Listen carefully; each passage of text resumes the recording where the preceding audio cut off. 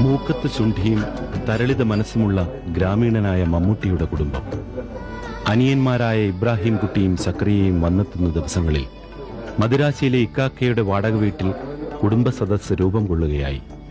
അവിടെ നാട്ടുവിശേഷങ്ങളും വീട്ടുവിശേഷങ്ങളും വന്ന് നിറയുന്നു.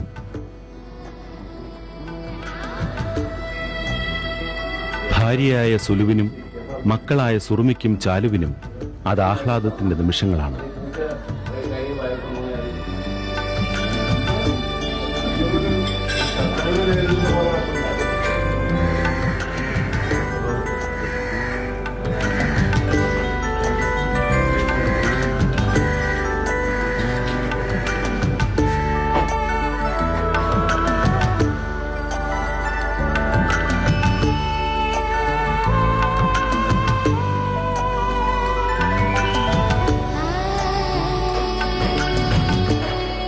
അടയാറിൽ മമ്മൂട്ടി പണിയുന്ന വീട് രൂപമെടുക്കുന്നത് കലർപ്പില്ലാത്ത കേരളീയ വാസ്തുകലാ സങ്കല്പങ്ങളിൽ നിന്നാണ്.